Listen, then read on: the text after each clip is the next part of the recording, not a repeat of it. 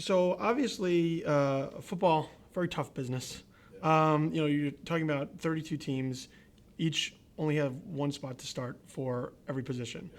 Did you have access to the players and kind of prepping for the role, especially particularly quarterbacks, and kind of talk with them about the pressures that they face as far as on-field performance, but also job security, from game to game, season to season? Yeah, I had 10 days from when I got the role to when I was on set, and I didn't have much time. But a friend of mine, his friend is Matt Leonard, and so he called him and he was like, "Yeah, come down." So I went down to Manhattan Beach, sat with him for a couple hours, and he was very helpful, just talking about not necessarily how to play football, but what the lifestyle is, the traveling, the toll it takes on you, your family, and the people around. And then if you're traded or you're moved to another team, and the effects that has on someone. And I drew a lot of that. I drew from that a lot for this character because that's what Drew's going through. Obviously, I mean, there's this psyche that you have to kind of deal with as a player in the league, and this being kind of your how you make a living. And there's also that part of dealing with fans, and the draft is this crazy hectic time where it's a very bizarre thing because essentially you have people who are rooting against your employment. Yeah, which that's is true. I hadn't thought about which is that. kind of sick in a certain way. If you're not performing for their team, they're like, get them out, get somebody in. Did you kind of, I guess, examine that aspect as well going into the draft?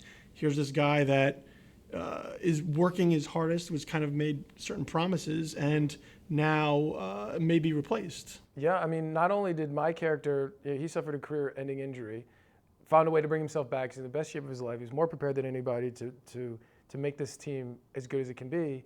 And then he shows up and realizes he might be replaced by this young guy. And it's funny because the younger character has all the attributes and all the elements on paper to be the next guy, but there's sort of those intangibles which Kevin's character sort of has to weigh out. But the interesting thing is these players, they don't hate each other, respect each other, but at the same time they're trying to beat one another. And it's this odd dynamic. And it really is, if you don't win, you're gone. So every game, every moment. And one of the things they do, which I didn't know, a lot of these guys, especially during training camp, they have to wear monitors. And there's computers hooked up, and so they're being tracked on their heart rate and how much they work and how much they run. And so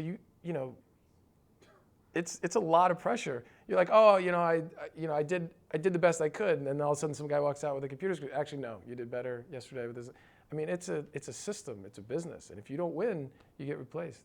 Did you kind of then draw on your experience, from Smallville too, because there's also a very crazed fan dynamic that goes into that, where they're like, especially in the initial casting, here's Clark Kent, here's the guy who's Superman, and you're like, oh well, who is this guy? What if he sucks? What if it's not the Superman that we envision? Do you kind of draw parallels to this kind of role here, where it's like, who is this guy? Is he going to be the guy that leads us to the Super Bowl? Do you kind of see the? There's parallels. I mean, there's a lot of pressure for performance, and you can't make everyone happy, and a lot of times you just got to put your head down and do the best you can do, and hopefully it works out. I mean, with Smallville having lasted a decade, I think we were doing something right. And I think that especially with these characters or these players in real life, you got to perform. It's a tough business. You also have this, you brought up this kind of very strange dynamic of team, because you're rooting for the unit as a whole to come together, but here you're also essentially helping tutor or train guys who are younger, faster, stronger, and cheaper, who may be your replacement. So did you, when in the short time you talked to the players and in prepping for it, what did they kind of offer up? I guess as far as how you deal with this very strange collision of team versus individual. Well, I had anticipated that these guys wouldn't help each other. Mm-hmm. If you take the quarterback position, I guess in my own head, I just thought that the starting quarterback wouldn't help the second string all that much because he doesn't want to be replaced. But what I learned in talking to some guys is it's actually the opposite. And it's so hard, and they need each other so much. Even the guys who are second string, that they help each other at the most they can. And I think that a lot of times people who share the most are able to accomplish the most. And I saw a lot of that when I was talking to these guys.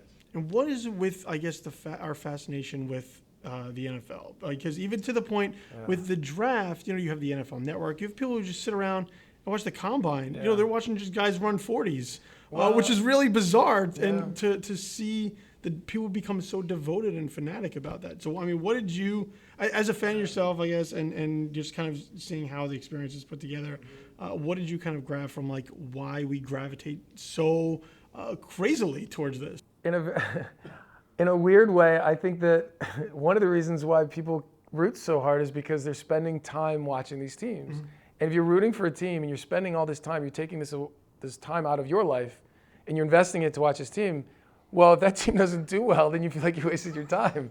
So I think that's why you're like, come on, play well, because I don't want to have wasted my time. I mean, we don't do it in other sports though. Like basketball here, and baseball, we're not like, you don't sit around and like watch guys try out like for the Major League Baseball draft. That's but for true. some reason, football, we're like, I need more football. I have to watch as much as I can. Especially in this country, I mean, the NFL is, it's one of the biggest events, the Super Bowl. I mean, everybody watches that.